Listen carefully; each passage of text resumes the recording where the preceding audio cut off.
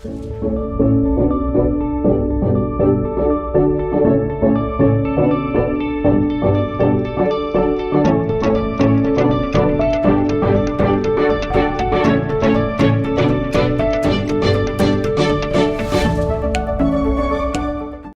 pemirsa, terima kasih Anda masih bersama kami di Dialog Jember.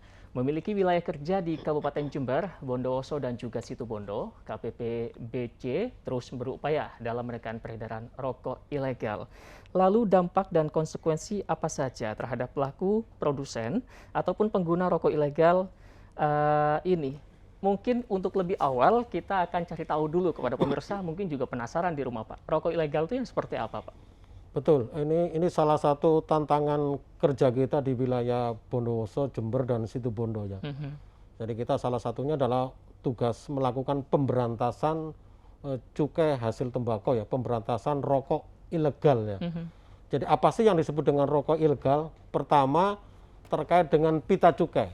Jadi kalau Mas Solihin melihat produk hasil tembakau, rokok itu dicek apakah ada pita cukainya.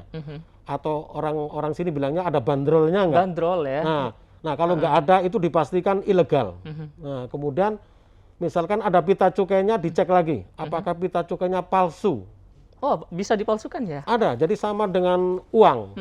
Jadi karena pita cukai itu kan tanda pelunasan cukai ya. Jadi ada pihak-pihak yang mencoba untuk memalsukan dengan kualitas tertentu, tapi kita sebagai petugas akan bisa melihat. Oh, biasanya ada tanda-tanda khusus, misalnya mungkin gambarnya kurang bagus atau lambang garunnya kurang tebel, itu ada penggunaan pita cukai palsu ya. Yang kemudian tiga, bisa jadi ada pita cukainya dan asli, tetapi dia adalah pita cukai bekas pakai. Nah itu yang mungkin jadi sorotan ya Pak Nah, ya, pita cukai bekas jadi produsen-produsen yang kemudian memberikan sayembara kepada pengguna untuk mengelompokkan kemudian dijual lagi begitu? Ya betul, biasanya di kampung-kampung, di desa-desa itu ada diiming-imingi dengan nilai uang tertentu untuk menyimpan pita cukainya, nanti ditukarkan dengan sejumlah uang. Nah ini yang digunakan oleh pelaku-pelaku industri ilegal ini untuk ditempelkan kembali sehingga seolah-olah produk tersebut, rokok tersebut dilekati dengan pita cukai, tapi sebenarnya adalah pita cukai yang bekas pakai. Baik, dan ini sebenarnya boleh kita tekankan lagi, ini sebenarnya dilarang begitu ya, tapi Betul, tetap dilakukan ya? Betul, itu salah satu ini potensi yang merugikan penerimaan negara, karena dengan menggunakan pita cukai palsu, pita cukai bekas pakai, berarti dia tidak menyetor pungutan ke negara dari sisi cukainya, dari sisi PPN-nya, dan juga dari sisi pajak rokoknya. Nah itu tadi kemudian disampaikan oleh Pak Asep Munandar bahwa semakin kompleks aja permasalahannya begitu ya Pak, mulai dari pita cukai yang dipalsukan ataupun pita cukai yang dikelompokkan lagi, yang bekas-bekas didaur ulang begitu ya. Betul. Nah kira-kira apa saja kemudian yang menjadi upaya dari KPPBC dalam memberantas hal ini Pak? Nah ini betul Pak, kita memang harus bersinergi dengan beberapa instansi. Yang pertama dari sisi kami sendiri, kami rutin melakukan operasi pasar.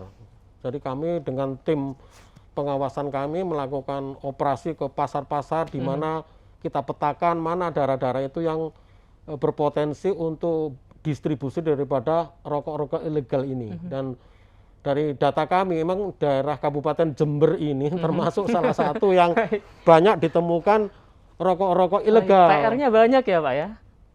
Kalau rokoknya mungkin bukan dari wilayah sini, tapi dugaan kami malah dari luar daerah. Nah ini satu temuan atau fakta baru nih? Fakta, jadi fakta ini banyak kita temui rokok itu dari daerah Madura, dari daerah mungkin Sidoarjo, dari daerah Probolinggo yang masuk ke wilayah kita.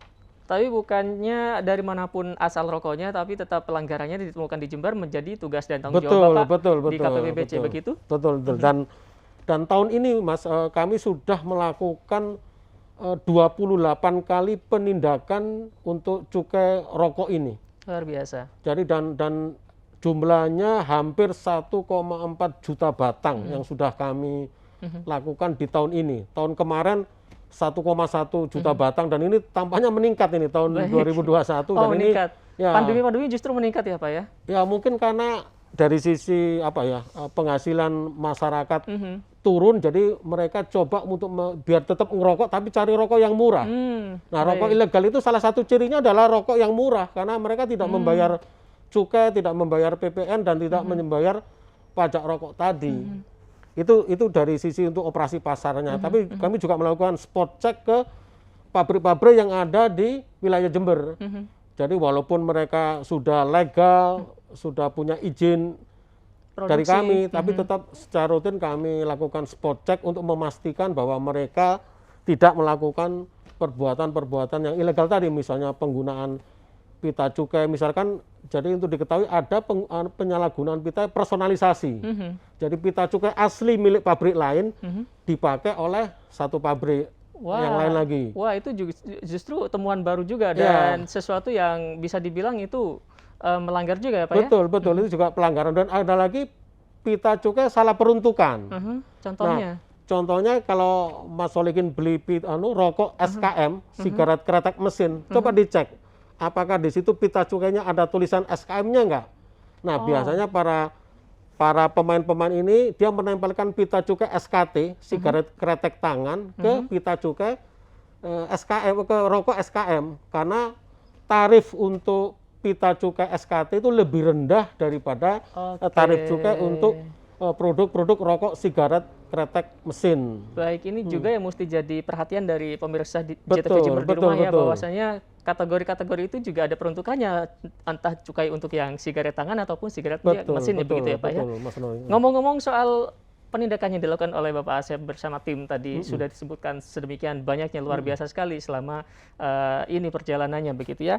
Sanksi ataupun konsekuensi apa yang kemudian akan diterapkan kepada produsen ataupun konsumen pengguna dari rokok ilegal ini? Boleh disampaikan ke pemirsa, Pak? Betul. Jadi untuk perbuatan ilegal, misalnya dengan melakukan penggunaan pita cukai bekas pakai, pita cukai palsu ataupun tadi tanpa pita cukai, ini sanksinya cukup berat sebenarnya.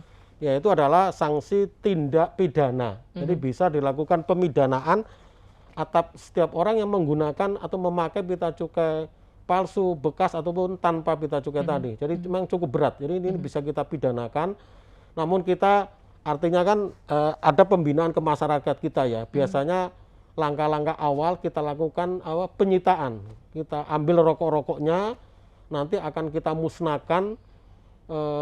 musnahkan BKC tadi dalam acara-acara tertentu sebagai bukti bahwa kami melakukan penindakan dan mengeksekusinya dengan memusnahkan barang-barang rokok ilegal tadi. Baik, luar biasa, banyak sekali ternyata penindakan-penindakan sudah dilakukan, begitu ya. Nah, kalau ngomong-ngomong soal penindakan, tentu ada konsekuensi yang harus diterima oleh negara, Pak. Artinya masyarakat sudah berbuat curang nih, begitu ya. Produsen ataupun konsumen sudah berbuat curang. Apa sih dampak yang dirasakan oleh negara atau yang menjadi menjadi kerugian oleh negara itu sendiri? Betul. Jadi ini tentunya perbuatan yang sangat merugikan ya. Yang pertama tentunya dari sisi penerima negara. Jadi seperti kita ketahui bahwa cukai rokok ini menjadi dominan penerimaannya di bea dan cukai. Hampir 170 triliun itu penghasilan kita dari cukai hasil tembakau. Setiap tahun? Setiap tahunnya untuk seluruh wilayah Indonesia. Jadi kalau dia tidak melakukan perbuatan ilegal tadi, yang pertama jadi adalah merugikan negara karena tidak ada setoran cukai, PPNHT maupun pajak rokok ke negara. Nah, yang kedua, ini kita tidak mengetahui apakah rokok-rokok ilegal tadi itu sudah memenuhi ketentuan-ketentuan kesehatan. Karena seperti diketahui kan, untuk produk rokok ini harus ada semacam berapa kadar tarnya, dari sisi kemudian bahan bakunya bagus apa enggak. Jadi mungkin itu dari sisi masyarakat juga akan rugikan karena konsumen nggak terlindungi dengan produk-produk yang baik, yang bagus gitu ya.